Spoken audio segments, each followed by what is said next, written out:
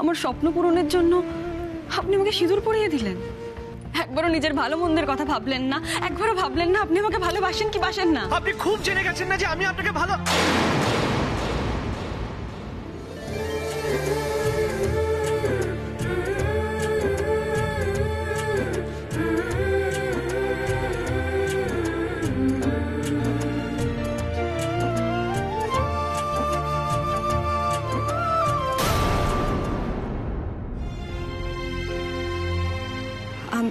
আমি আপনাদের রাগ অভিমানের জায়গাটা বুঝতে পারছি।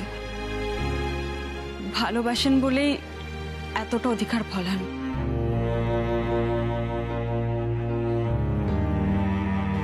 আপনাদের সকলের ভালোবাসাকে সম্মান জানিয়েই আমি কিছু কথা বলতে চাই। দয়া করে আমাকে বলার সুযোগ দিন।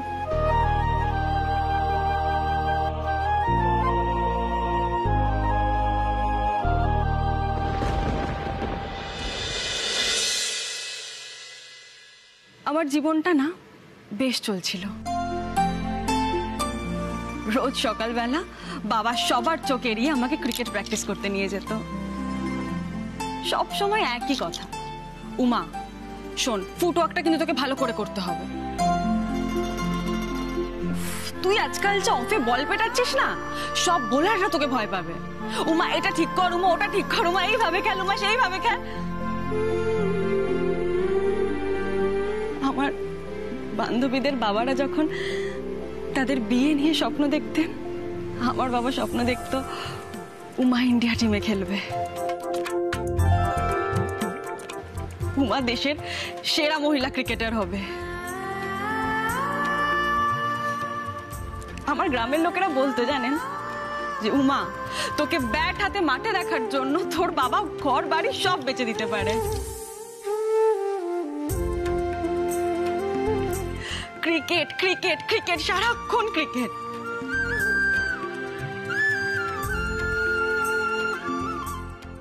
এই ক্রিকেটের জন্যই আমার বাবার প্রাণটা চলে গেল। এতদিন পর্যন্ত আমরা সকলে জানতাম আমার বাবা কলকাতা থেকে আমার ক্রিকেট কিট কিনে ফেরার পথে ট্রেন থেকে পড়ে মারা যায়, কিন্তু এটা সত্যি না।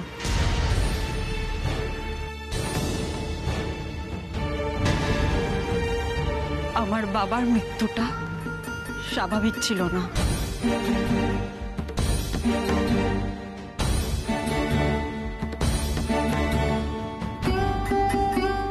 আমার বাবা ট্রেন থেকে পড়ে নয়, হয়তো কেউ আমার বাবাকে ট্রেন থেকে ঠেলে ফেলে দিয়েছিল। এটা আজও আমার কাছে একটা রহস্য, কিন্তু বেশি দিন রহস্য থাকবে না। আমার বাবার খুনের কিনারা আমি করেই ছাড়ব।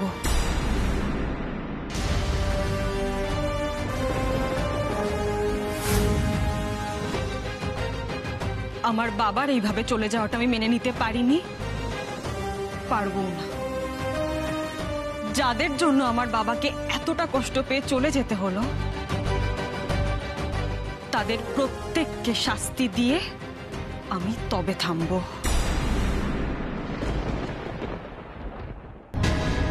উমা আলিয়াকে বলেছিল ওর বাবা নাকি তার ডায়েরিতে আমার নাম উল্লেখ করেছে। উমা এখানে এসব কথা তুলছে কেন? সবার সামনে কি আমার নামটা এক্সপোজ করার কথা ভাবছে?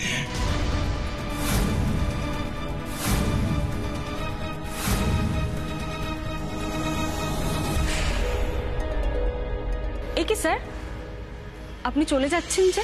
তো এখানে দাঁড়িয়ে তোমার কথা আমাকে শুনতে হবে নাকি? শোনার দরকার নেই বলছেন? আপনি তো খেলার দপ্তর সামলান। একজন খেলা পাগল মানুষকে ষড়যন্ত্র করে খুন করে দেওয়া হলো, সেটা আপনার জানার দরকার নেই? শোনো উমা, এই রাজ্যে না হাজার হাজার খেলা পাগল মানুষ আছে, সবার দুঃখ কষ্টের কথা শুনতে গেলে তো। কিন্তু আমার কথা যে আপনাকে শুনতেই হবে। আমার কথা, আমার বাবার কথা আপনাকে শুনতেই হবে স্যার।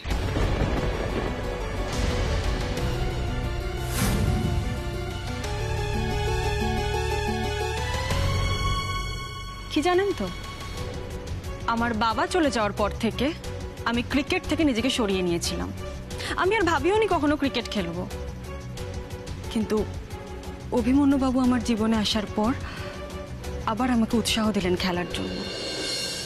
উনি আমাকে বোঝালেন যে এটাই আমার জীবন, খেলাই আমার জগৎ। আমি আবার মাঠে ফিরে এলাম, আবার খেলা শুরু করলাম। জানেন তো, আমি সারা জীবন চেয়ে এসেছি আমার ট্যালেন্ট দেখে লোকে আমাকে চিনবে, আমি ভালো খেলি এই নামে দেশ দুনিয়ার লোক আমাকে চিনবে। আজ যেভাবে লোকের মুখে মুখে ম্যাচ গড়াপেটা করার জন্য উমা দাসের নামটা ঘুরছে, আমি চাইনি সেইভাবে লোকে আমাকে চিনুক।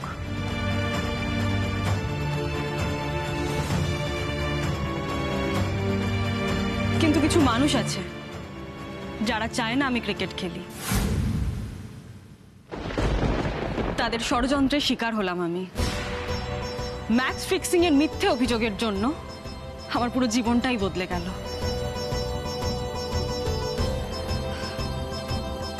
আজ আমি নিজেকে নির্দোষ প্রমাণ করতে পেরেছি ঠিকই, কিন্তু তার আগে পর্যন্ত আমার জন্য এ বাড়িতে অনেক অশান্তি হয়েছে।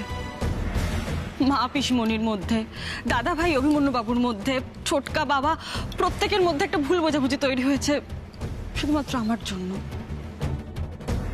আমি চাই না আপনাদের পরিবারে আমার জন্য কোনো ভুল বোঝাবুঝি তৈরি হোক।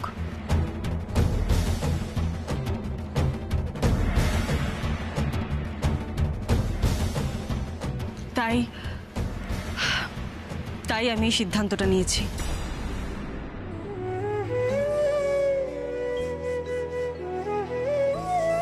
মা, তুমি আমার উপর রেগেছিলে, আমাকে ভুল বুঝেছিলে, কিন্তু বিশ্বাস করো সেই জন্য কিন্তু আমার তোমার উপর কোনো অভিমান নেই, কোনো খারাপ লাগা নেই। আমি জানি মা, সন্তানকে মৃত্যুর সাথে লড়াই করতে দেখলে কোনো মায়ের মাথা ঠিক থাকে না।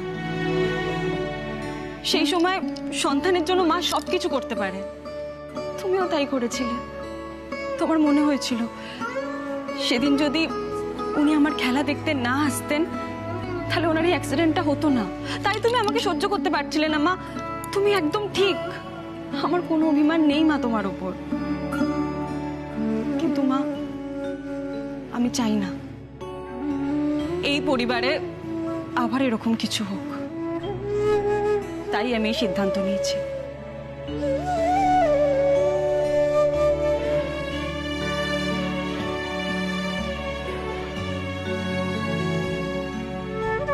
মা, আমার জন্য আর এই পরিবারের শান্তি বিঘ্নিত হবে না। আমি নিজেকে নির্দোষ প্রমাণিত করার আগেই এটা ঠিক করে নিয়েছিলাম, আমি নির্দোষ প্রমাণিত হওয়ার পর আর এক মুহূর্তও আমি এই বাড়িতে থাকবো না। আমার বাবার মৃত্যুর রহস্যের সমাধান আমি করবই, কিন্তু সেটা এই বাড়ির বাইরে থেকেই।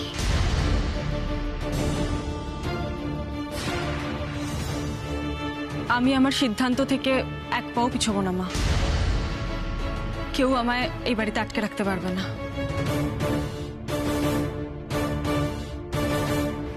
ক্ষমা করবেন অভিমন্যু বাবু, আপনিও না।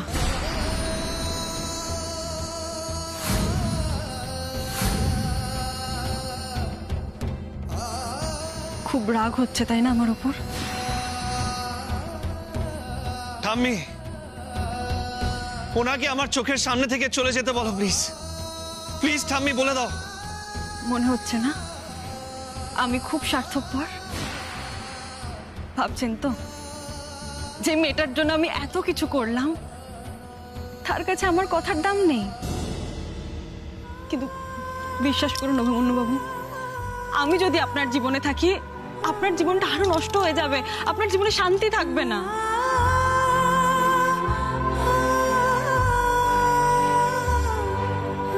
আর আপনার খারাপ থাকাটা আমি মেনে নিতে পারবো না।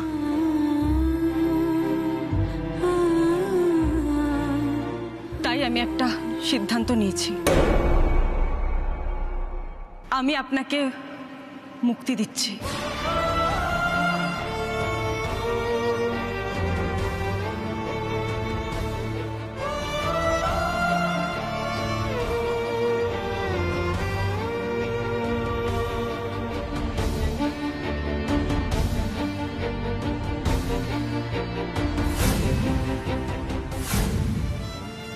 এবার আমি তোকে পেটাবো রাখবো?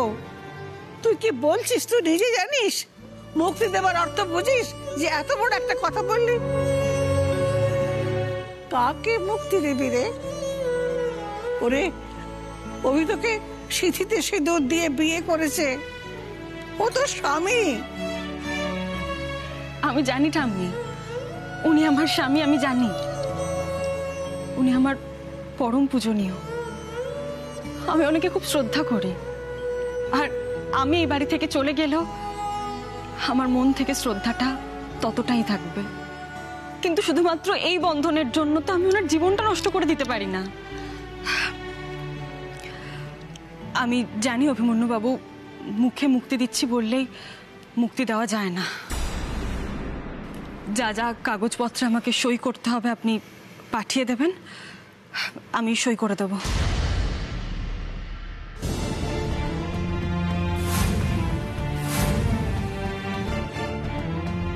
উমা, তোর মনে হয় মাথাটা কাজ করছে না। উমা, তোদের বিয়ে হয়েছে, তোরা 7 জন্মের বাঁধনে বাধা পড়েছিস, বুঝতে পারছিস না? তুই জানিস না দিদিভাই, কাগজে একটা সই স্মৃতির সিঁদুরের সম্পর্কটা ভেঙে দিতে পারে, 7 জন্মের বন্ধনও ভাঙতে পারে। এটাই সত্যি। অনেকেই তো চেয়েছিল আমাকে ক্রিকেট থেকে সরিয়ে দিতে, আমাকে অভিমন্যু বাবুর জীবন থেকে সরিয়ে দিতে। তাদের উদ্দেশ্যে আমি একটাই কথা বলতে চাই, আমার এই সিদ্ধান্ত শুনে তারা যেন এটা না ভেবে নেয় উমা হেরে গেছে। উমা ফিরবে, উমা ব্যাট হাতে আবার মাঠে ফিরবে। আমি এই বাড়ি থেকে বেরিয়ে যাচ্ছি মানে এটা নয় আমি ক্রিকেট ছেড়ে দিচ্ছি। আমার বাবার অপূর্ণ স্বপ্ন, অভিমন্যু বাবুর স্বপ্ন আমি ঠিক পূরণ করব, আর সেটা এই বাড়ির বাইরে থেকে হলেও করব। আমার জীবনের অনেকটা সময় আমাকে ক্রিকেট থেকে দূরে রাখা হয়েছিল, কিন্তু আর না। এবার আমি তার থেকে অনেক গুণ বেশি সময় দেব ক্রিকেটে। প্র্যাকটিস করব, প্রচুর পরিশ্রম করব, সারা দিন ক্রিকেট নিয়ে থাকব। অভিমন্যু বাবু বলেন অধ্যাবসায়ের কোনো বিকল্প হয় না, আর সেটা আমি প্রমাণ করবই। আজ থেকে আমার জীবনের একটাই লক্ষ্য, ক্রিকেট। মা, ঠাম্মি, দাদু, কাকিয়া, তোমরা কিন্তু কেউ মন খারাপ করবে না। তোমরা দেখবে একদিন আমার খেলার জন্য, আমার চেষ্টার জন্য তোমাদের সবার খুব গর্ব হবে। এই উমা তোমাদের কথা দিচ্ছে, মনে পড়বে তোমাদের যে মেয়েটা কয়েকদিনের জন্য এ বাড়িতে অতিথি হয়ে এসেছিল, সে তোমাদের মাথা হেট করে দেয়নি।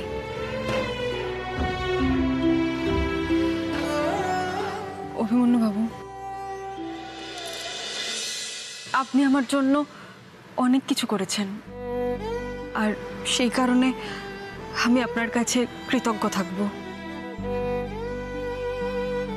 আজ উমা আপনার কাছে শেষবারের মতো কিছু চাইছে। আজকের পর থেকে উমাকে নিজের লড়াইটা নিজেকেই লড়তে দিন।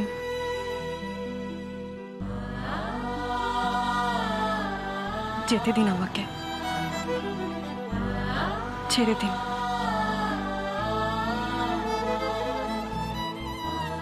আচ্ছা উমা, তুমি যে সিদ্ধান্তটা নিচ্ছ, তোমার মনে হচ্ছে না সেটা ভীষণ হঠকারী একটা সিদ্ধান্ত? মনে হচ্ছে না? আমিও ঠিক সেই কথাই বলছি।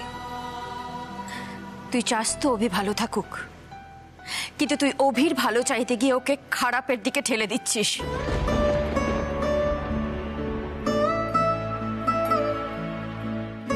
উমা, অভি তোমাকে কতটা ভালোবাসে সেটা আমরা সবাই জানি, কিন্তু এই বাড়ির বাকি মানুষগুলো, তারা তোমাকে ভালোবাসে না? তুমি তাদের কথা ভাববে না? দেখো উমা, আমার মনে হয় এই বাড়ির প্রত্যেকটা মানুষের কথা ভেবে তোমার এই সিদ্ধান্তটা নেওয়া উচিত নয়। ছোটকা, কাকিয়া, মা, ননি, আমি তোমাদের সবাইকে বলছি, তোমরা আমার উপর রাগ করো না প্লিজ। আমি জানি তোমরা আমাকে কতটা ভালোবাসো,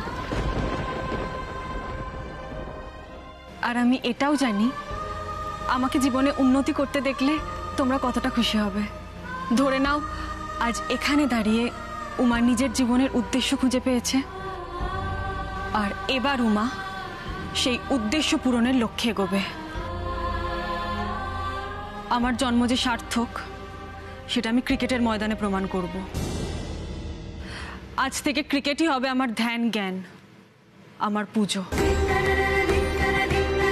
পৃথিবীর কোনো শক্তি ক্রিকেট থেকে আমার মনটাকে অন্যদিকে নিয়ে যেতে পারবে না। ঠাম্মি, দাদু, তোমরা অন্তত আমার দিকটা বোঝো। কেঁদো না গিন্নি, কেঁদো না। উমার কথাগুলো গভীরভাবে ভাবো।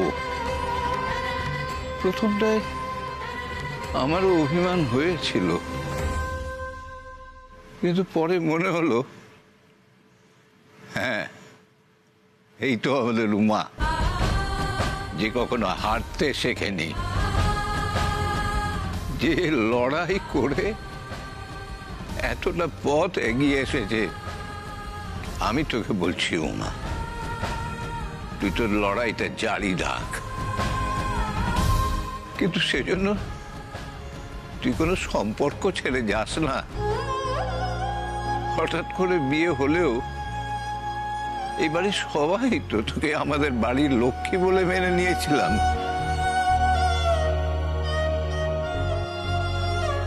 আমরা সবাই তোর দিকটা বুঝতে পারছি, আর তুই আমাদের দাদু ভাইয়ের দিকটা বুঝবি না?